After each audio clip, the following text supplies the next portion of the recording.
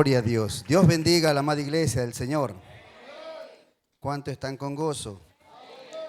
Bendito sea el nombre del Señor. Amén. Quiero saludarle con la preciosa paz de nuestro amado Señor Jesucristo. Amén. Así también como todos los días, presentar un saludo especial a todos los amigos y hermanos que nos visitan a través de las plataformas de Facebook y YouTube. Que el Señor añada bendición a vuestra vida. Amén. Gloria a Dios. ¿Cuántos están preparados para las 7 vigilias? Ya hay pocos cupos en el bus, le cuento. Así que anótese, no sea que se vaya a quedar y luego no va a poder o va a tener más dificultades para ir, a no ser que usted tenga vehículo propio. Amén.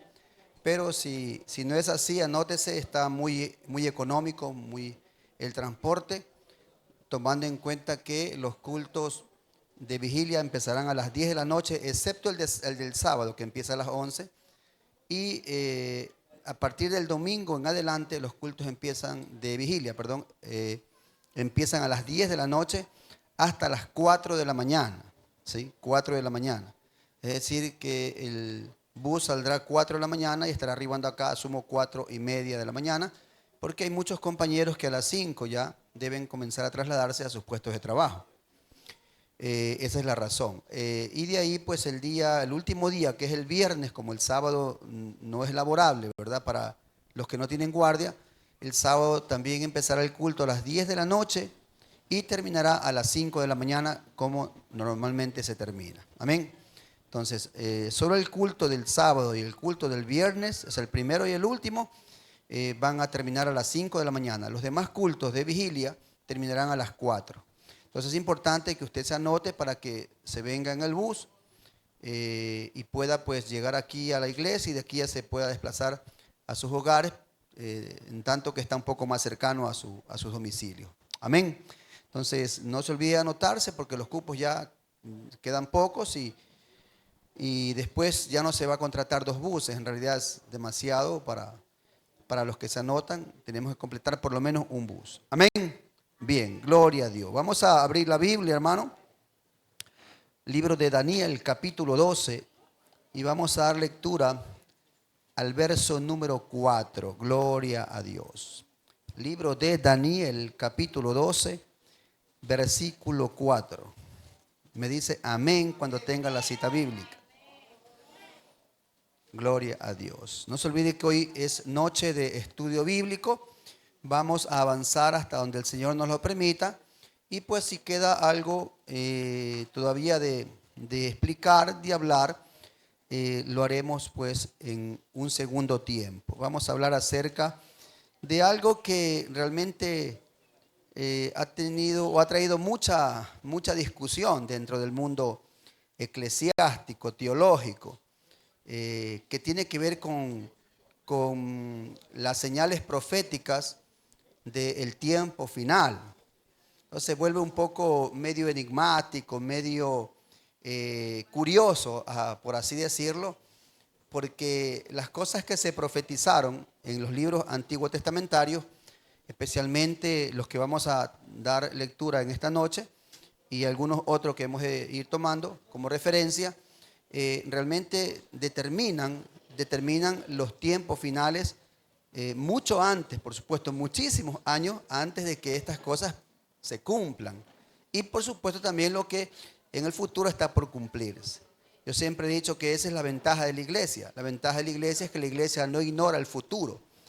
La iglesia no vive el día a día porque hay que vivir. No, la iglesia tiene un objetivo, tiene una meta, sabe lo que va a acontecer, sabe lo apremiante que es anunciar el evangelio del Señor. ¿Por qué? Porque los días ya se acercan. ¿Cuáles días son los que se acercan?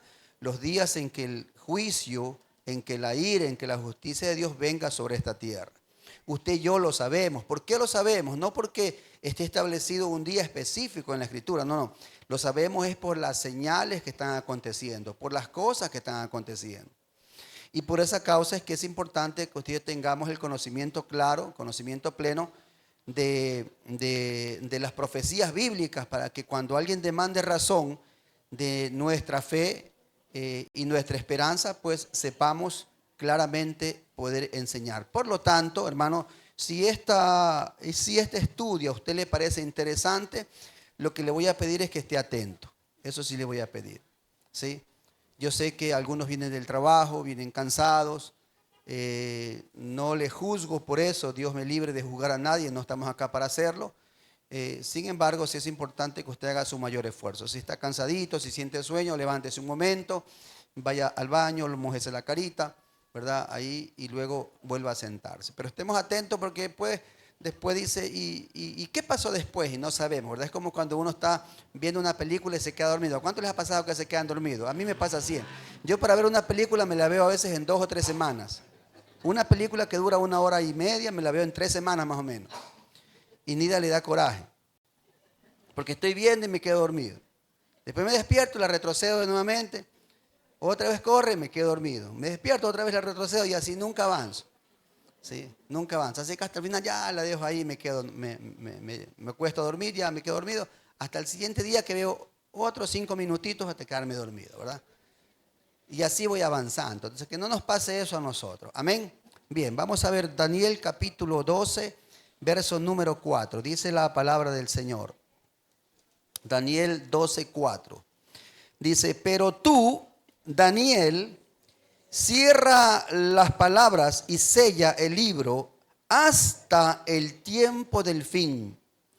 Muchos correrán de aquí para allá y la ciencia se aumentará. Cierre sus ojitos. Padre eterno, en el nombre de Jesús, te damos gracias por tu amor, por tu misericordia, sabiduría de lo alto te pedimos, Dios mío. Tu palabra así nos enseña que el que esté falta de ella, pídala y tú darás abundantemente y sin medida, Señor. Haznos entender tu palabra para que siendo la verdad que nos encamina, que nos ayuda, que nos sostiene, podamos también, Dios mío, predicarla o enseñarla a aquel que demande razón de ella. Por eso pusiste a la iglesia como columna y baluarte de la verdad. ¿Cuál verdad? La verdad de tu palabra, Señor. Todo esto te lo pido creyendo que así será, en el nombre poderoso de Jesús. Amén y amén. Denle un aplauso al Señor. Gloria sea su nombre. Gloria a Dios. Bien, hermano. Este versículo 4, ¿verdad? Tiene, por supuesto, tiene una consecuencia de un antes, ¿verdad? De lo que el Señor le ha venido mostrando al profeta Daniel. Me gustaría que vaya un momentito ahí mismo al libro de Daniel, capítulo 9. Daniel capítulo 9. Vamos a leer el versículo número 22 en adelante. 22 en adelante. ¿Estamos ahí? Bien, hay que tomar en cuenta que Daniel estaba orando, y en esa oración recibió una revelación. Dice Daniel 9:22, dice, y me hizo entender y habló conmigo diciendo, Daniel, ahora he salido para darte sabiduría y entendimiento. Al principio de tu ruego fue dada la orden y yo he venido para enseñártela porque tú eres muy amado. Entiende pues la orden y entiende la visión. 70 semanas están determinadas sobre tu pueblo y sobre tu santa ciudad para terminar la prevaricación y poner fin al pecado y expiar la iniquidad para traer la justicia perdurable y sellar la visión y la profecía y ungir al santo de los santos. Sabed pues y entiende que desde la salida de la orden para restaurar y edificar a Jerusalén hasta el Mesías príncipe habrá 7 semanas y 62 semanas. Se volverá a edificar la plaza y el muro en tiempos angustiosos. Y después de las 62 semanas se quitará la vida al Mesías, mas no por sí, y el pueblo de un príncipe que ha de venir destruirá la ciudad y el santuario, y su fin será con inundación, y hasta el fin de la guerra durarán las devastaciones, ¿verdad? Verso 27. Y por otra semana confirmará el pacto con muchos. A la mitad de la semana hará cesar el sacrificio y la ofrenda. Después, con la muchedumbre de las abominaciones, vendrá el desolador hasta que venga la consumación y lo que está determinado se derrame sobre el desolador. Amén. Bien, hemos leído algunos versos, ¿verdad? Y probablemente no hayamos entendido ninguno, ¿sí o no? Probablemente. A no ser que usted sea un estudioso de la Biblia y haya revisado este pasaje bíblico donde el Señor le revela a Daniel claramente lo que va a acontecer y toma como punto de referencia al pueblo de Israel, ¿verdad? Toma punto de referencia a Jerusalén, la capital del reino del sur. Bendito sea el nombre del Señor. Ahora, Daniel estaba orando, estaba inquiriendo, él había estudiado la profecía que Dios le dio a Jeremías en el capítulo 9, verso 2, si usted lee conmigo, 9:2 dice, en el año primero de su reinado, yo, Daniel, miré atentamente en los libros y el número de los años de que habló Jehová al profeta Jeremías, que habían de cumplirse las desolaciones de Jerusalén en 70 años. Entonces, lo que Daniel estaba haciendo era inquiriendo sobre una revelación de parte del Señor a Jeremías y qué significaban estos 70 años en realidad. Estos 70 años tienen un significado profético, que el Señor se lo revela, lo que ya leímos hace un momento, a Daniel, y le revela lo que va a pasar hasta el fin de los tiempos. Amén, hermano. Ahora, note usted y tome en cuenta que cuando Daniel está inquiriendo y revisando lo que Dios le dijo a Jeremías, y está orando, y está clamando, y está confesando sus pecados, los pecados de su pueblo, y está en una búsqueda de Dios, entonces Dios le da una respuesta a Daniel a través de una orden dada al ángel para que el ángel vaya y le dé la visión, le diga lo que va a pasar, lo que va a acontecer, ¿sí? Y Daniel estaba en un momento de crisis sobre su pueblo porque su pueblo estaba cautivo. Y entonces Dios había manifestado ya que ese cautiverio por parte del reino de Babilonia no iba a durar para siempre, que era un cautiverio que solamente iba a durar 70 años, como por supuesto así fue. Amén, hermano. Ahora, lo interesante de esto es la revelación que le hace Dios a Daniel y que a nosotros nos abre, por supuesto, ¿verdad? El panorama, nos clarifica el panorama. ¿Y qué es lo que se ha predicado hasta el día de hoy? ¿Por qué nosotros predicamos que la iglesia se va? ¿Por qué predicamos que vendrá un tiempo de angustia más del que ya estamos viviendo? Que este solamente es un tiempo de principio de dolores. Bueno, porque Dios así lo manifestó y simplemente lo que está pasando hoy en el mundo contemporáneo es lo que ya Dios había anticipado como un principio de dolores, como una mujer que está, ¿verdad?, comenzando ya sus principios de parto. Interesante eso, porque vendrá un día triste para la humanidad, donde, como dice, ¿verdad?, como dice el profeta, muchos correrán de aquí para allá. Oiga, qué triste será ese día, ¿verdad? Qué terrible será ese día cuando usted ve a la gente como loca, corre de aquí, corre para allá, ¿verdad? Y hay algo que también revela el profeta, o Dios le revela al profeta, y es que la ciencia aumentará.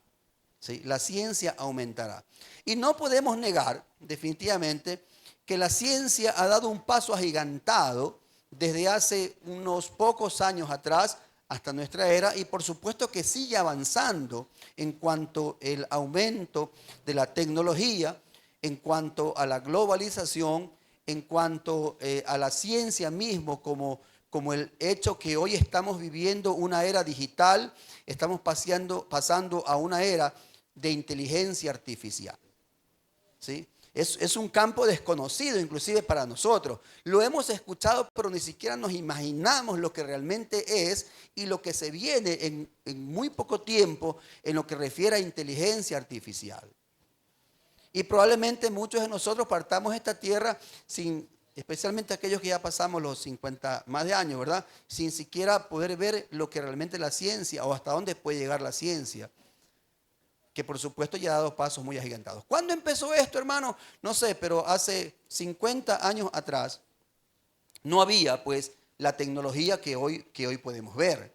Hace 50 años atrás todavía podíamos decir que estábamos en un mundo un poco rústico, a pesar de que ya existía la movilización, ya el hombre había o intentó, o no sé si realmente alunizó.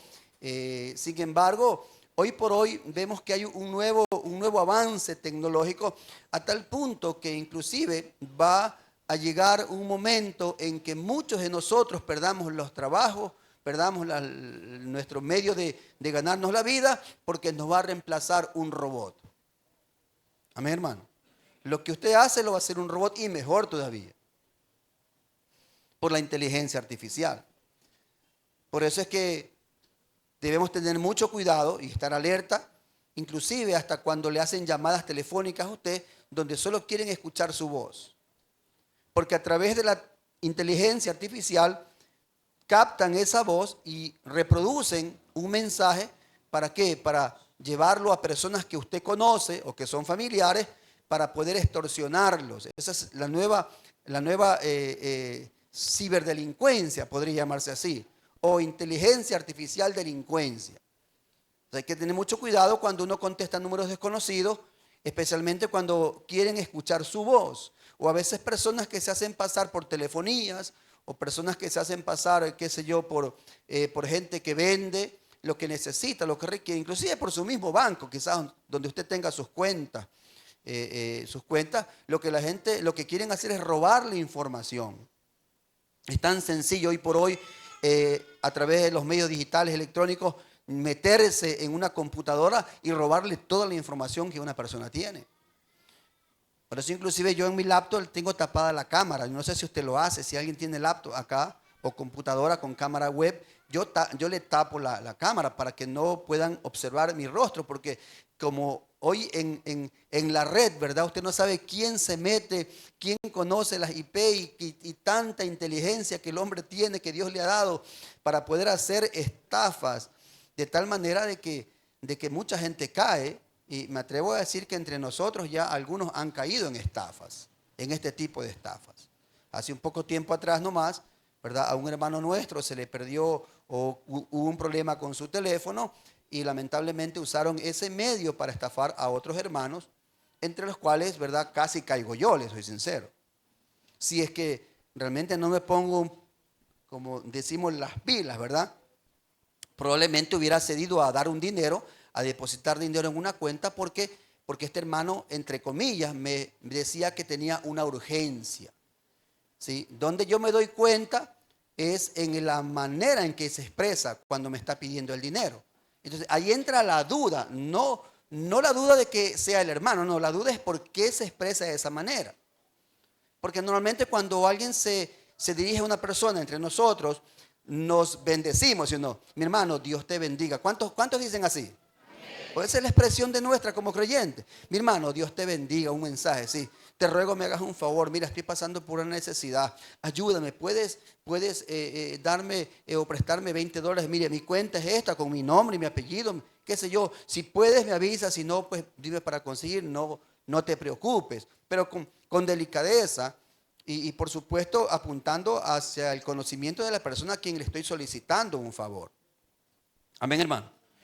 Entonces, porque no usó esa expresión, a mí ya me llamó la atención.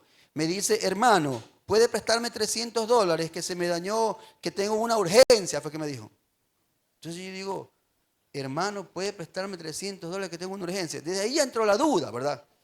Porque yo reviso los chats, porque era el mismo WhatsApp, reviso los anteriores y siempre me dice, mi pastor, Dios le bendiga. Entonces, la manera de tratarme era muy diferente a la que estaba escribiendo. Y no caí, hermano, no caí. Más bien me puse pilas ahí tratando de localizarle por otro medio para poder saber si realmente era o no era. Y mire, el fin de la historia no era. El hermano había tenido un inconveniente con su teléfono y habían utilizado ese WhatsApp para pedirle dinero a unos hermanos, de los cuales dos, lamentablemente, aquí ¿verdad? Por consideración, accedieron a depositar dinero. Entonces, mire, yo le alerto, ¿por qué? Porque estas cosas suceden. Y entre hermanos no dudamos, ¿verdad? ¿Quién duda que un hermano? Es como que yo le mandara un mensaje a usted y le diga, mi hermano, apóyeme con $100. Usted va y al final los consigue porque es el pastor, pero no puedo ser yo, ¿me hago entender? ¿Ah? O puede inclusive mandarle un audio con mi voz, pero mi voz ya está clonada, ya está en inteligencia artificial duplicada. Ellos elaboraron el mensaje y mandaron un mensaje con mi misma voz. Por eso es que usted, cuando entre a Facebook y a todas esas redes sociales, no hay que creer todo lo que ahí se dice. Mucho o la mayoría, por no decir el 95% de las cosas que se dicen en redes sociales no son reales, no son verdad, son mentiras. Peor cuando entramos en la era de la política, en las etapas de las elecciones. Todo lo que usted ve no puede tomarlo como cierto. Muchas son mentiras.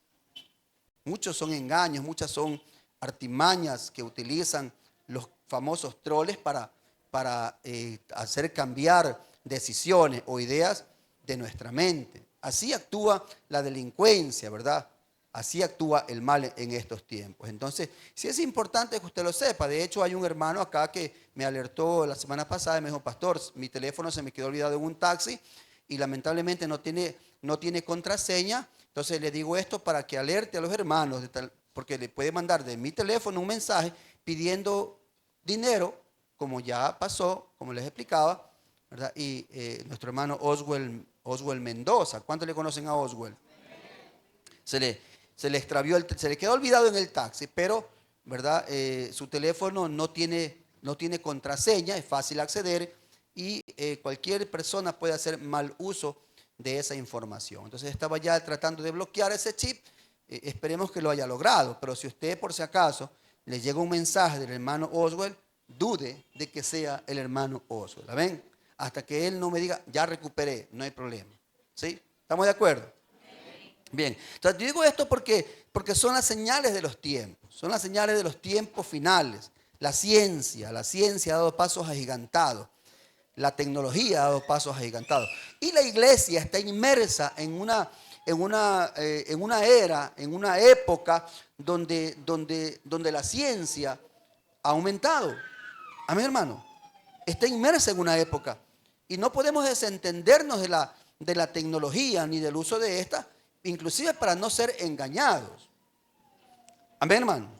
Ahora, Dios le revela a Daniel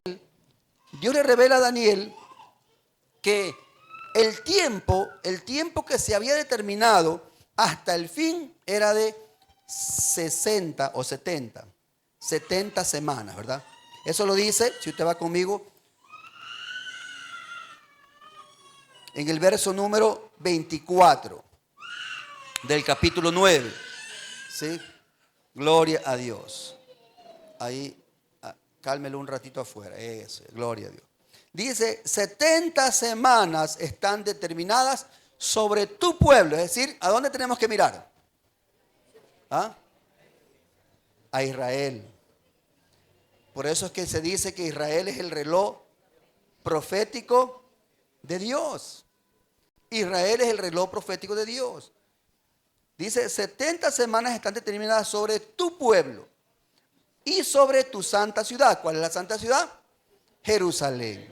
Ok, pero ¿cómo se dividen estas 70 semanas? ¿De qué manera? Bueno, el Señor lo explica acá. Yo voy a explicárselo de una manera un poco más clara. Él dice, ¿verdad? Él dice. Ahora, antes de explicarle eso, quiero ver que hay 5 cosas, por lo menos, que van a suceder. Número uno, dice, 70 semanas están determinadas sobre tu pueblo y sobre tu santa ciudad para terminar la prevaricación.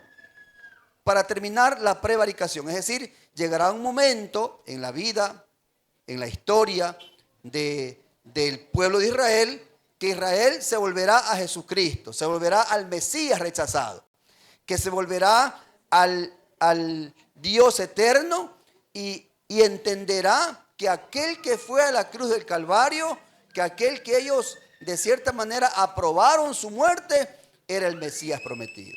Amén. Si usted va conmigo al libro de Zacarías, Zacarías, capítulo número 12.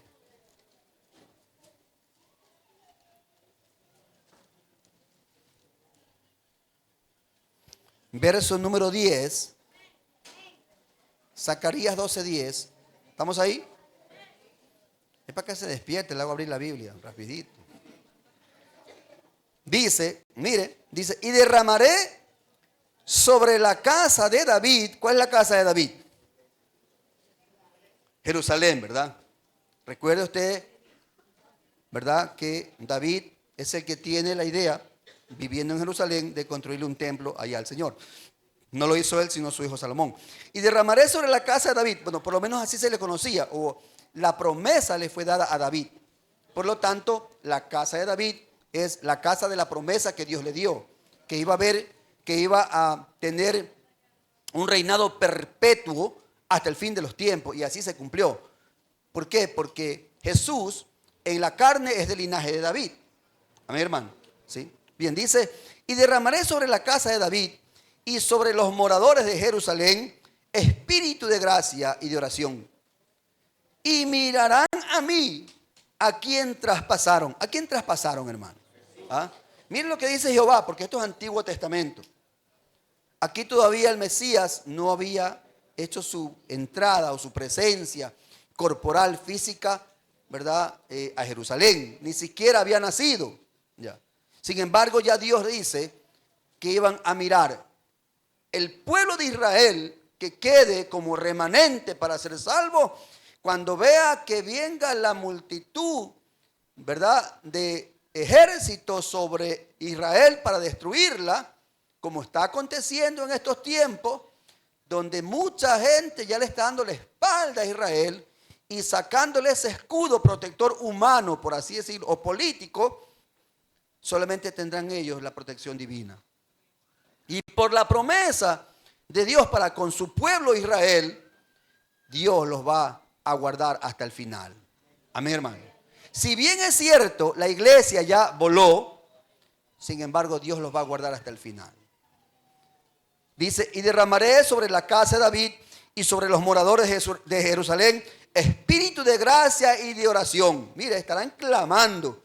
Dice, y mirarán a mí, a quien traspasaron, y llorarán como se llora por hijo unigénito. Mire la palabra que Dios emplea aquí. No dice primogénito, dice unigénito. Y yo pregunto, ¿quién es el unigénito del Padre?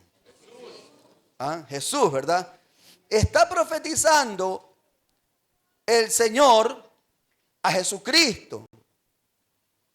Porque Jesucristo, si bien es cierto, tiene un título de primogénito, no es el primero de muchos hijos en cuanto a la eternidad, en cuanto a la divinidad. Jesús es el unigénito, es decir, su carácter, su sustancia, por así decirlo, es única por su deidad. Nosotros somos hijos de Dios. Alguien diga amén. Pero no somos unigénitos. Unigénito, solo Jesús. No Jesús solo, no se vaya a confundir después, ¿verdad? Se vaya a marear por ahí. Solo Jesús. Amén, hermano. Dice, y mirarán a mí a quien traspasaron y llorarán como se llora por hijo unigénito, afligiéndose por él como quien se aflige por el primogénito. ¿Ah?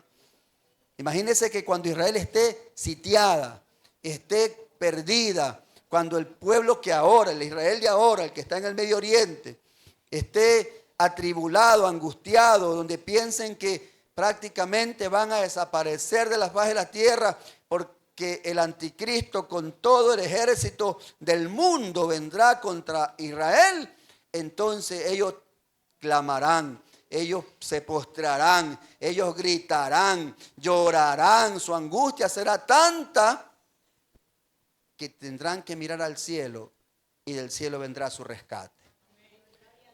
Porque Jesucristo viene, alabado sea su nombre, con su iglesia para pelear por su remanente a quien le hizo una promesa y es una promesa vigente. Bendito sea el nombre del Señor. Amén. Denle un fuerte aplauso al Señor.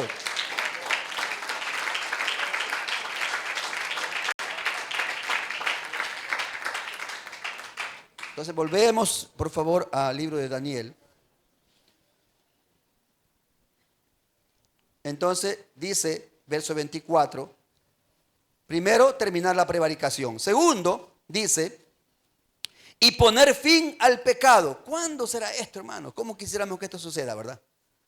Estamos leyendo el verso 24 que dice, 70 semanas están determinadas sobre tu pueblo y sobre tu santa ciudad para terminar la prevaricación y poner fin al pecado. ¿Cuándo será esto, hermano? ¿Ah? ¿Cuándo será esto? ¿Cuándo podremos realmente gozar de que ya se terminó el pecado? Bueno, sí vendrá un día, hermano. Vendrá un día después de la gran tribulación, cuando Jesucristo venga a reinar por 1000 años, o lo que se conoce como el reino milenial, que será después de la gran tribulación. Entonces habrá paz en el mundo entero por 1000 años, hermano.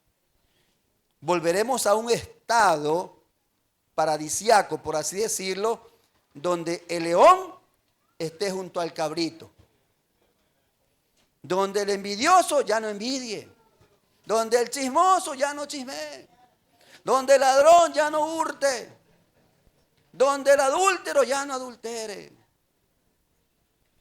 donde el que se drogaba ya no se droga, porque toda la maldad habrá sido consumida a través de los juicios de la ira de Dios durante estos 7 años de gran tribulación. Los que sobrevivan junto a la iglesia que viene retornando triunfante con su rey y con su esposo, gobernarán junto al Señor por 1000 años, alabado sea su nombre. Amén, hermano. ¿Sí? Porque habrá gente que sobreviva, especialmente los de Israel, ¿verdad? Los 144,000 que Dios usará, no es como dicen los testigos de JJ, ¿verdad?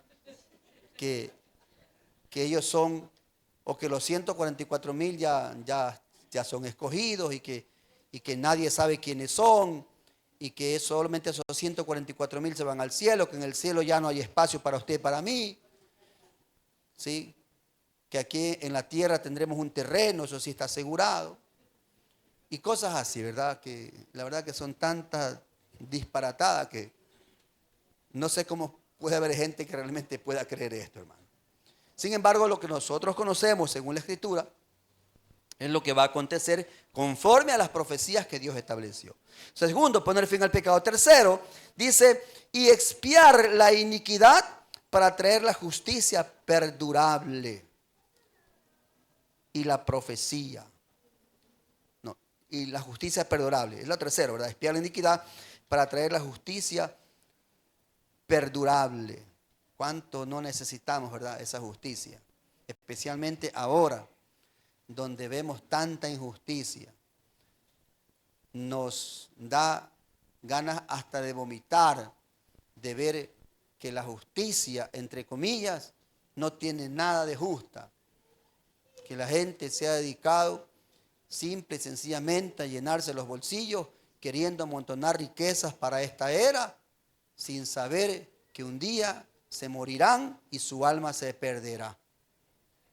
Amén, hermano. Recién escuchaba la noticia del hijo de un excelente contralor, ¿verdad? Que ya lo habían cogido preso y ya lo han soltado con una fianza de 14 millones de dólares. ¿Quién tiene 14 millones de dólares, hermano? Imagínese usted, ¿no? ¿De dónde es ese dinero? ¿Ah? Diga, de mi bolsillo. Sí. Porque así nos roban, ¿sí o no? Y ahí no decimos nada. Pero para la obra del Señor somos durísimos, hermano. Contamos, metemos la mano al bolsillo, a ver cuál es la moneda. Esta es de $1, si no, esta no. Esta es de 25, esta no. Y tocamos la más chiquitita. ¿De cuánto es la más chiquitita? No, entonces la otra, la de 5. La que le sigue. ¿Ah? Cuarto, sellar la visión y la profecía, ¿verdad? Dice, y sellar la visión y la profecía. Y quinto, y ungir al santo de los santos, que se refiere a Jesús. Ahora escuchen, ¿cómo se distribuyen estas 70 semanas? Bueno, el Señor le dice, ¿verdad? Le dice en el verso número 25, Dice, sabe pues y entiende que desde la salida de la orden para restaurar y edificar a Jerusalén hasta el Mesías, príncipe, habrá 7 semanas. Ahora aquí se entiende 7 septenios, ¿verdad? Se usa la palabra semanas, pero la interpretación real es 7 septenios. Es decir, una semana de 7 años multiplicada por 7. Y según las matemáticas, 7 por 7 dan, o sea, 49 años. ¿Qué pasó en estos 49 años? Estos 49 años son desde que salió la orden de Artajerjes para Esdras y para Nehemías, ¿verdad? Para la reconstrucción del templo, hasta, ¿verdad? Malaquías, que prácticamente es donde termina el Antiguo Testamento. Y luego viene un tiempo, hermano, donde no hubo una sola palabra, lo que se conoce como la etapa del silencio o la época del silencio. Entre Malaquías y el Nuevo Testamento hay 2 escenarios completamente diferentes. Completamente diferentes. Cuando termina Malaquías, termina con un remanente ya en Jerusalén y con una ciudad reedificada. Quizás no como la majestuosa de Salomón, pero ya reedificada. Se cierra el telón, hermano. ¿Qué pasó en esos 400 años? Pura historia. Pura historia. Termina con el gobierno persa, si no me equivoco. ¿Sí? Si alguien me corrige. Porque los babilonios son los que conquistan, pero luego los persas reconquistan, ¿verdad? Termina con un gobierno de un imperio, pero se abre el telón después de 400 años con el gobierno de otro imperio. Entre esas 2 etapas, o entre esos 2 tiempos, hubieron 400 y algo más de años donde no se dijo una palabra de parte de Dios. Completo silencio, preparando el escenario para el cumplimiento de esta profecía.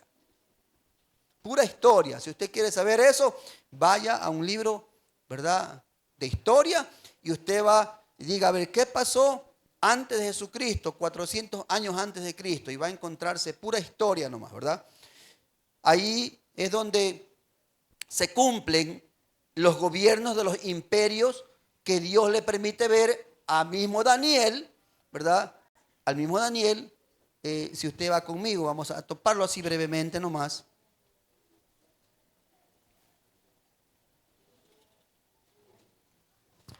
Capítulo 7.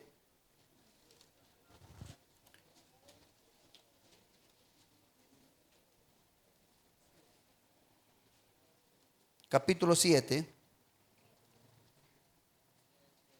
El capítulo 7, vamos a ver el verso 3 y en adelante. Dice, del 2 en adelante, Daniel dijo, miraba yo en mi visión de noche, y aquí que los 4 vientos del cielo combatían en el gran mar, y 4 bestias grandes diferentes la una de la otra subían del mar. La primera era como león y tenía alas de águila. Yo estaba mirando hasta que sus alas fueron arrancadas y fue levantada del suelo, y se puso en hiesta sobre los pies a manera de hombre, y le fue dado corazón de hombre. Y aquí una segunda bestia semejante a un oso. Sigamos el verso número 6. Después de esto miré y aquí otra semejante a un leopardo.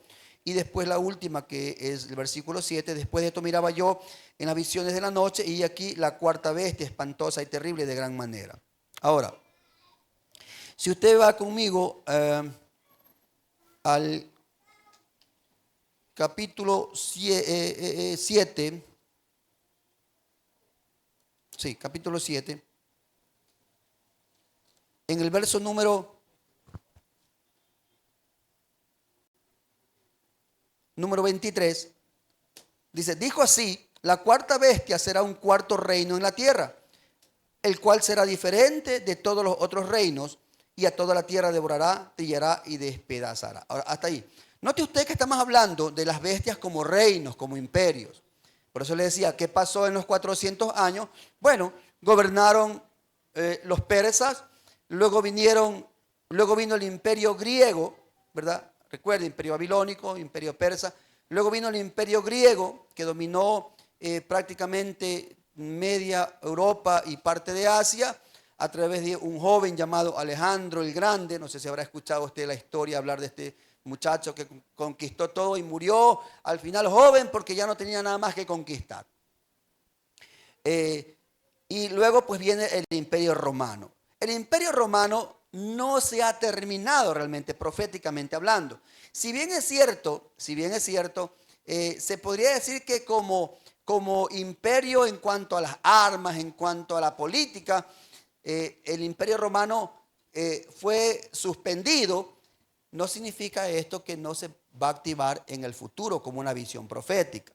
Amén, hermano. ¿Sí? Entonces, de esto hablaba el Señor, las revelaciones que Dios le daba a Daniel en cuanto a los reinos que iban a pasar. Y todo esto ha pasado. Ahora, volvamos un ratito al capítulo 9. Entonces, esas 7 semanas que son 49 años, 7 por 7, 49, tiene que ver con el tiempo donde Jerusalén sería reedificada. Y lo sería en tiempos angustiosos, según lo que la misma Biblia dice, ¿verdad? Dice en el verso número 25, en la parte final dice, habrá 7 semanas y 62 semanas se volverá a edificar la plaza y el muro en tiempos angustiosos. Ahora, note usted algo. Habla de 7 semanas, pero inmediatamente habla de 62 semanas. Si multiplicamos esas 62 semanas por 7 años, dan 434 años, que sumados a las 49 años de las primeras 7 semanas, dan 483 años, que coincide con el decreto de Artajerjes, desde que ordenó a Esdras, en este caso a Nehemías, ¿verdad? A Nehemías sería en este caso, ordenó para la reedificación del templo.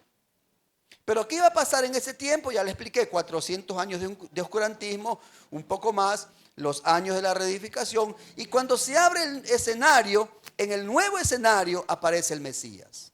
Y es ahí donde ya cobra, ¿verdad?, cobra interés el estudio de la Biblia, por lo menos en esta profecía de Daniel. Cuando se cierra el telón, se cierra con Jerusalén aún estando en cautiverio.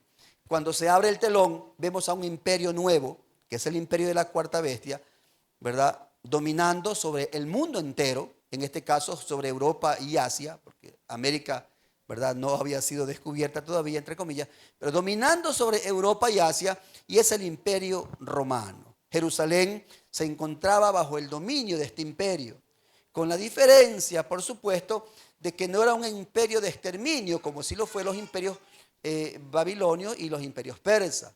Ya el mismo imperio griego no fue un imperio de exterminio, sino fue un imperio dominante, fueron imperios que dominaban. Ok, conquistaban pueblos, pero los convertían esos pueblos para su cultura. Por eso se hablaba mucho de la cultura helénica o la cultura griega. Por eso es que usted ve que la Biblia fue escrita o traducida del hebreo al griego, porque el griego era el idioma predominante por el mismo imperio griego, ¿verdad?, que estuvo antes del imperio greco-romano, porque así se lo conocía. De hecho, en casi toda Europa, si alguien ha tenido la dicha de estar en Europa, va a darse cuenta que hay muchas edificaciones a lo largo y ancho de Europa que tienen que ver con la cultura griega. No solamente en Grecia, donde está, ¿verdad?, el Partenón y la filosofía, ya la esencia mismo de los griegos, no, sino en toda Europa. Estuvimos en un lugar en Italia que se llama Paestum, si usted lo googlea, y nos asombró ver que ahí había un espacio que es considerado patrimonio, donde habían 3 templos griegos dedicados a 3 dioses griegos, porque recuerden que los griegos eran politeístas. Y es impresionante porque entrábamos a ese espacio y era como estar en Grecia. O sea, había 3 templos, inclusive más cuidados que el mismo Partenón allá, ¿verdad?, en Grecia. Entonces, ¿por qué? Porque el imperio griego dominó y esa filosofía fue pasada al imperio romano, y los romanos, de cierta manera, tenían una cultura helénica. Por eso es que en los tiempos de Jesús, cuando 2 griegos, si no me equivoco, si alguien me corrige, fueron a ver a Jesús, él dijo, el tiempo ha llegado, ¿sí? Porque su fama había traspasado ya la frontera de Jerusalén. porque era importante que ya los gentiles se interesen en el Mesías. Amén, hermano. ¿Sí? Por eso es que estamos acá nosotros. Porque el mensaje no se quedó solamente en Jerusalén. Aunque Jesús le dio orden específica a los discípulos de no ir a otro lugar, sino primero a las ovejas perdidas de la casa de Israel. Mas sin embargo, cuando Saulo aparece en el escenario, Dios le demanda a Saulo para que sea el embajador de su palabra a los gentiles. Y es Saulo, Pablo después, Saulo de Tarso, Pablo después, el que llega a muchas ciudades, a muchos países gentiles, ¿verdad? Hasta inclusive la misma Roma, donde muere decapitado. Amén, hermano. ¿Sí? Entonces, esas 7 semanas más esas 62 semanas marcan un tiempo que ya se cumplió. Pero ojo, a partir de ahí hay una pausa. Si usted lee conmigo, el verso 25 termina, y el muro en tiempo angustioso. Ahí termina, ¿verdad? Luego viene el verso 26, dice, y después, ahora, no dice una fecha exacta, solamente dice, y después marca un tiempo indeterminado, o sea, un tiempo que no está contado. Ese tiempo es el tiempo que nosotros estamos viviendo y es el tiempo que para nosotros como iglesia es conocido como el tiempo de la gracia. Amén, hermano. ¿Cuántos años han pasado? Más de 2000 años han pasado. Más de 2000 años para que se cumpla la profecía con la última semana que falta. Porque 7 semanas, que era para la reedificación, 62 semanas donde está el tiempo del silencio hasta la entrada del Mesías y la muerte del Mesías, son 69 semanas, 62 más 7, 69. Falta una semana. Si esa semana la traducimos en años, ¿cuánto falta? Si esa semana la traducimos en años, hablando de un septenio, faltan 7 años. Esos 7 años, ¿verdad? Es lo que dice el verso número 27. Dice, y por otra semana, porque el después que comienza con el 26, marca una era o un tiempo indeterminado. Pero el verso 27 ya nombra a la última semana. Dice, y por otra semana confirmará el pacto con muchos. Dice, y a la mitad de la semana hará cesar el sacrificio y la ofrenda. Quiere decir que aún esas 7 semanas se dividen en 2 partes, ¿verdad? La mitad, que serían ¿cuántos años? 3 años y medio. Y la otra mitad, es decir, que cuando la iglesia sea levantada y dé inicio al día 1 de la última semana, del último septenio, lo que habrá para Israel será paz, donde ellos puedan ofrecer nuevamente a Jehová su Dios los sacrificios antiguos testamentarios, sin saber que eso tiene un tiempo limitado de apenas 3 años y medio. Alabado sea el nombre del Señor. Amén, hermano. ¿Dónde está la iglesia en esos 3 años y medio? ¿Ah? Eso para los que creemos en que la iglesia no pasará la gran... Porque si usted se va al Facebook, se va al YouTube y va a encontrar con los post-tribulacionistas, los post-milenialistas y una serie de enseñanzas que lo que hacen es dañarnos la mente si usted no es un estudioso de la Escritura. Alabado sea el nombre del Señor. Pero nosotros creemos, por lo que la Biblia dice, que la iglesia no pasará la gran tribulación. ¿Por qué no pasará la gran tribulación? Porque serán días terribles que ni aún la iglesia podría soportar. Amén, hermano. Por esa causa. Porque Jesús así lo prometió.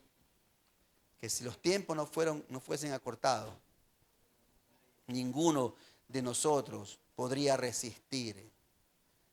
Lo que se viene es terrible. Lo que se ve en estos momentos y que nos causa pánico, pavor, terror, que el sicariato, eso, hermano, solamente es un arañazo nomás. Lo que se viene es terrible, porque lo que se viene es espiritual. Lo que se viene será si dimos acá un estudio del Apocalipsis. ¿Cuántos estuvieron en el estudio del Apocalipsis?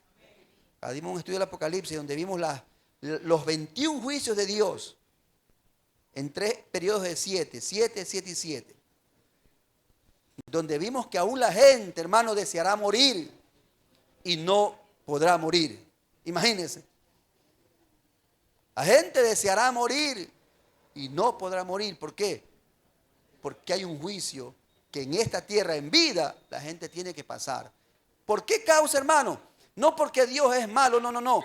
Por la desobediencia, por la no observancia de que Dios ha estado hablando por tantos años, ofreciendo salvación eterna al hombre, y el hombre ha sido necio, ha sido duro de corazón, ha sido perverso y no ha querido mirar al Redentor, no ha querido mirar la salvación, no ha querido aceptar ese regalo maravilloso de la gracia y tener a Jesucristo como su Salvador personal, sino que se ha ido tras dioses, tras filosofía, tras pecados, tras inmoralidades, y eso es lo que estamos viviendo en esta época, que abunda, pero la Biblia dice que donde abunda el pecado, sobreabunda la gracia. Alabado sea su nombre. Amén, hermano. Por eso es que a veces nos da como coraje, ¿sí o no? Pero decimos, Señor, no, tu gracia, tu misericordia, porque vemos que el pecado como que aumenta y aumenta, y vemos cosas que no escuchábamos antes, hermano. Vemos cosas terribles, niños matando, niños con fusiles, niños que deben estar estudiando, que deben estar, qué sé yo, bajo el cuidado de sus padres. No, están en las calles, han formado ya, ¿verdad?, grupos donde usted para entrar a un sector tiene que si entrar tiene que pagar, si no, no entra, o si no, y si entra no sale si no paga. Y vivimos en zozobra. La gente ha comenzado a encerrarse. Por eso es que la gente corre y huye a las ciudadelas, a las urbanizaciones, donde ponen sus rejas, y prácticamente ahora nosotros somos los presos, y los presos que deben estar presos están libres. Bendito sea el nombre del Señor. ¿Sí o sí? Así es la verdad. Esa es la verdad. Usted sale a la calle, sabe que Dios está con nosotros, pero no me va a decir a mí que no sale de todas maneras, como decimos, pili mosca, ¿verdad? Que sale mirando para allá, mirando para acá, ya, listo, sale.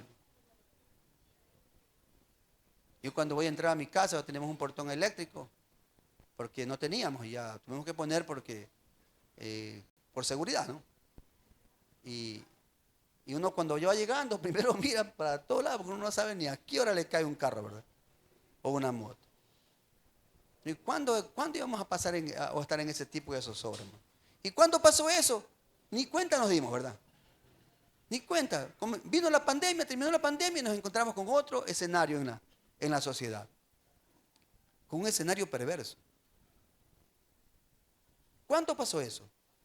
No sabemos, ni siquiera nos dimos cuenta. Cuando ya nuestros niños estaban en la calle con fusiles, con pistolas, matando sin tener temor, habiendo perdido el amor natural. Si se da cuenta de la urgencia por la cual la iglesia, que en estos tiempos que está a punto de ser arrebatada, necesita afirmar su compromiso para con esta sociedad que se pierde.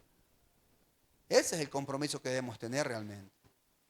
A veces nos entretenemos entre nosotros, peleándonos entre nosotros, hermano. Créanme que peleándonos entre nosotros, que torciéndonos, que mirándonos, que si me miró, que no me saludó, que por qué no me saludó, que algo tiene contra mí, y que hacemos una novela a veces en el corazón, hermano.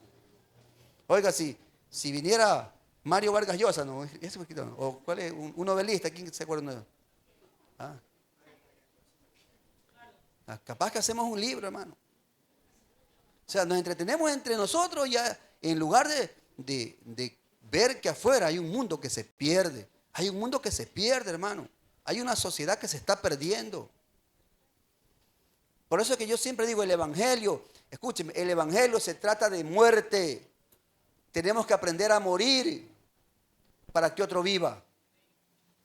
¿Eso hizo Jesús o no hizo eso Jesús? Dice la Biblia que siendo nosotros un pecadores, Cristo murió por nosotros. Eso es la esencia del evangelio, es morir. Muere el resentimiento, porque hay gente que es bien resentida, hermano. Hay que tratarla pero con pinza. Tiene que decir, pero palabras bien amables. Por favor, mi hermanito, venga. Y si usted le dice por ahí, mi hermano, tenga la gentileza. Ya no viene, hermano, ya no viene. Peor si a veces uno está tan ocupado y concentrado en muchas cosas y Dios te bendiga. Y pasó por al lado y digo, el pastor ni me saludó, dice.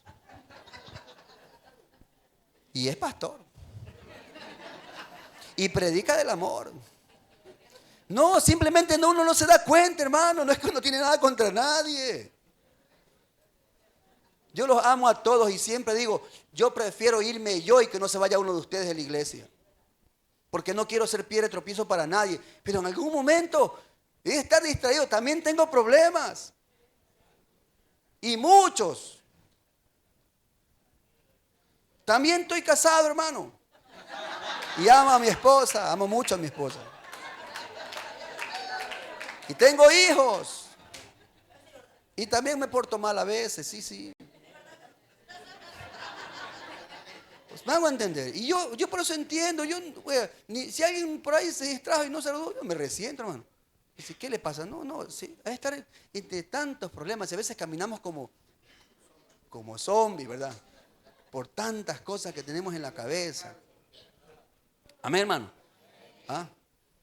Así sucede. O sea, si usted se metiera en la mente de alguien, va a ver que tiene tantas cosas que hacer. Bueno, nos estamos desviando del tema, hermano. Pero lo que quiero decir es que urge que la iglesia haga lo que tenga que hacer, porque estamos próximos al inicio del cumplimiento de la última semana, donde vendrá el gran día de la ira de Dios. Amén, hermano. Urge el compromiso, urge aprender a morir a nuestro egocentrismo, nuestro orgullo, nuestra vanagloria. Urge morir para que otros vivan. Urge llevarnos bien entre todos. Urge ser una iglesia unida. Dejémonos ya de ser niños y actuemos como adultos que somos. Amén, hermano. La próxima semana continuamos con este estudio. ¿Qué le parece? Póngase de pie, iglesia, denle un fuerte aplauso a Jesucristo.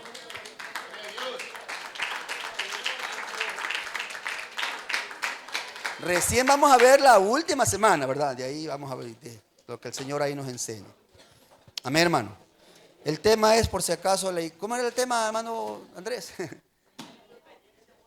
La iglesia de este tiempo, ¿verdad? Ok, la iglesia del siglo XXI, ya así vamos a ponerle, ¿ya? Bien, vamos a orar. Cierre sus ojitos ahí donde está. Cierre sus ojitos, oramos a Dios. Padre eterno, cierre sus ojos. Padre eterno, en el nombre de Jesús, gracias te damos por tu amor y misericordia. Gracias por tu sabiduría, Dios eterno, la que viene de lo alto, la que tu Espíritu Santo pone en nuestro corazón. Ayúdanos, Padre, a estar atentos, ya que las cosas que usted ha hablado en el Antiguo Testamento, a través de sus siervos, los profetas, todas se han cumplido, Señor. Pero falta el cumplimiento del día más grande para tu iglesia, que será cuando tu iglesia vuela a los cielos. El día de la aparición del Hijo de Pecado. El día, Señor eterno, donde también tu iglesia regrese contigo a gobernar en este mundo y existe una paz milenial que ya está profetizada, Señor. Tu iglesia lo sabe, pero mientras eso no ha acontecido, Señor, mientras estemos en ese tiempo de espera, en ese y después, ayúdanos a ser hombres, mujeres, niños, jóvenes comprometidos para advertirle al mundo, así como Noé advirtió a través de la construcción de un arca, que hay un juicio que se viene y que escapen de ese juicio y que solamente Cristo Jesús es la solución a la salvación del alma humana, más allá de las crisis y los problemas que podamos estar pasando. En el nombre de Jesús, Padre, te ruego que pongas en nosotros el querer como el hacer, porque la mies es mucha y los obreros son pocos. Bendigo a tu iglesia y te doy muchas gracias. Amén y amén. Denle un fuerte aplauso al Señor. Bien, hermanos, si alguien va a presentar diezmo, pase al frente, por favor. No se olvide, mañana viernes el culto